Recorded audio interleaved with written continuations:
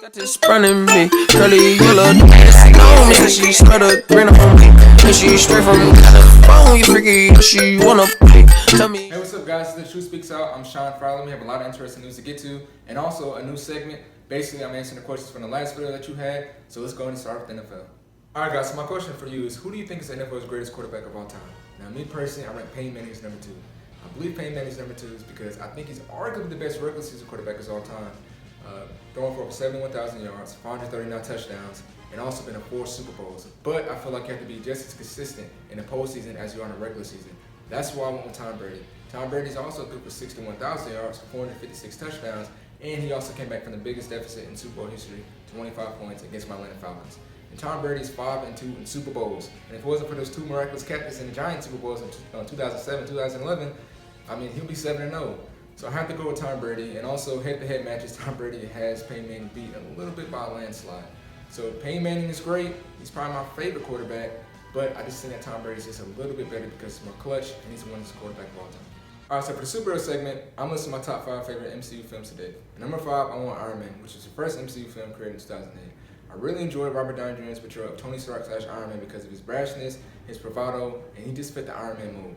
I also like how in the Iron Man movie, they took the time with making the Mark 1, which is when he escaped from the terrorists in the cave, went to the Mark 2, which is basically a test vehicle, or he test fighted for, and also which is the Mark 3, which we know today, which he fights all his bad guys in. So I really enjoyed Iron Man. It was a great start for the Marvel Cinematic Universe. And we all remember this is the best scene in the movie.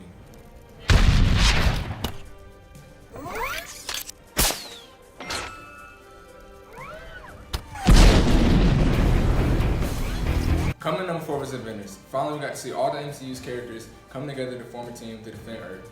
One of the things I like most about this movie is because the Avengers formed some type of bond or chemistry in order to defeat the evil Loki.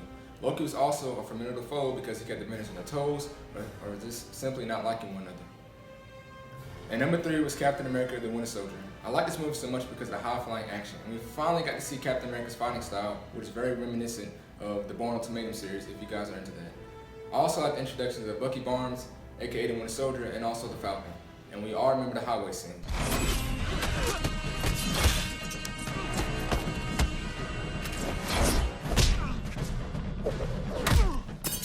Coming number 2 is Avengers: Age of Ultron. For some reason, this film is wildly underrated, and I guess it's because people didn't feel that Ultron was menacing enough.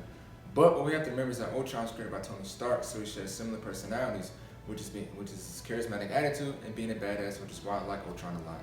Also, Ultron had a team behind him, such as Scarlet Witch and Quicksilver.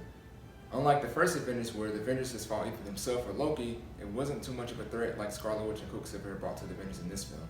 Coming in number 1 was Captain America: Civil War. I like this film a lot because all the characters had enough screen time to show off their abilities. And we also got to see the introduction of Black Panther and also the new Spider-Man.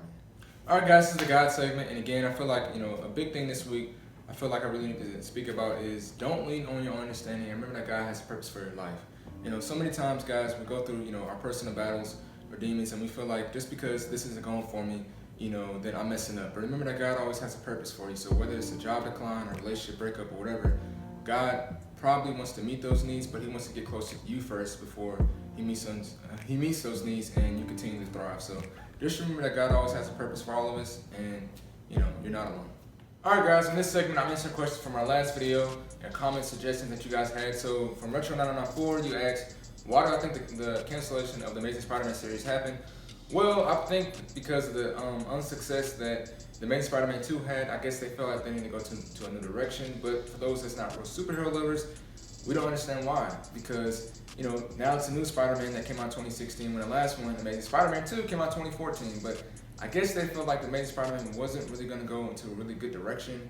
And I guess they just felt like they had to cancel it. And for the second question, who's my top 10 players in the NFL right now? Well, I know this might be a little lazy answer, but this from the top 100 players list, whoever the top 10 players were, that's what I agree on. I mean, those guys play, in the NFL. I don't, fortunately. But, so I think they would have, a better evaluation than I would. But I guess I could change a few slots, at least from this past season, which is Julio Jones at number 1, Tom Brady number 2, and Von Miller number 3.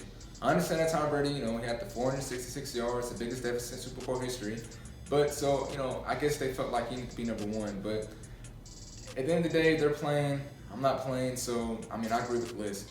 And also, you asked, what do I think about all the negativity that's going on in the world? it's crazy. You know, it's really bad, and that's why, you know, I said in my last video, we need to stay spiritually woke. You know, because there's a lot of things going on in people's lives, and you know, a lot of people just don't care what, you know, how they're you know, intervening in other people's lives, whether it's murdering or just, you know, raping or whatever. So we just need to we have to stay prayed up, you know what I mean? And that's why I believe, you know, the Bible is the truth and everything. And if we just follow that word and really live by it, then we'll be okay.